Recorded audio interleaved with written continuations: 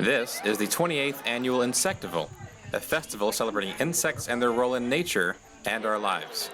They kind of look like a scorpion almost. A popular part of the festival is the Insect Cafe, where you can try salsa made with black ants, chocolate cookies made with crickets, and I made some snickerdoodle bars, and they have mealworm powder and buffalo beetle larvae over top of them. As a topping, I really love those little buffalo beetles. They're a great flavor. Both those things add a nuttiness to that dish. Entomophagy is defined as the practice of eating insects, according to Merriam-Webster. I reached out to several leading experts in the field of entomophagy to discuss the dietary benefits of eating insects, as well as the future of feeding a growing human population. So you're getting protein on an equitable amount. You're getting a lot of B12, which is in the exoskeleton, more so than steak by a big amount. You're getting iron, fiber, probiotics.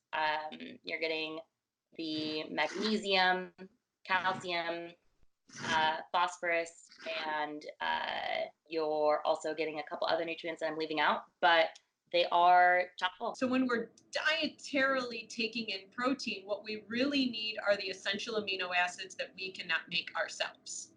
And so the beauty of consuming animal protein is that it's a one-stop shop. It has all of those essential amino acids. Insects are animals, so they provide similar nutrients as other animals. So that's primarily protein and fat. In the Eastern world, entomophagy is highly popular, and in places like Thailand and Cambodia, crickets, ants, and even tarantulas could be served for dinner.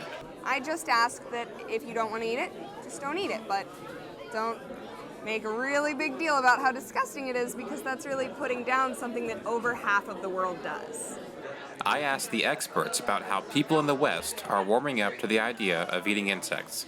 Kids and their relationship to this space, they'll probably be some of the bigger advocates of it, whether it's from genuinely caring about the environment from a young age, or just caring to eat something that freaks their parents out because they don't care. And every event I host, there is a couple more people who are already familiar with the concept, willing to try insects. So what went from nobody having any notion of this and being completely repulsed by the idea, now like 10-15% of the group have either already tried insects, have already heard about it, or came there like really excited to try them. They don't taste well. Is a term. It sounds different in Dutch. It's something that people say, but they never tasted it. So I would indeed invite people that beforehand know it doesn't taste well, to actually taste it and then see if they are right or not. But maybe that's the researcher in me as well. It's for me, it's strange to have an opinion about something if you don't know it. And really, when it comes to sort of the environmental crisis, it's the next generation who's going to be needing to solve that more. Like, we're laying the groundwork so that the next generation has food to eat.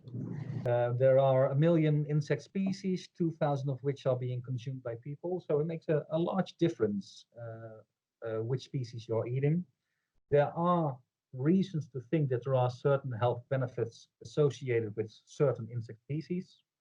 So what you see now is that these are sometimes being extrapolated. World population has been rising exponentially. For the past 100 years, the population has risen from 2 billion to nearly 8 billion people. I asked Allie if she sees insect agriculture as a possible answer to this continual growth.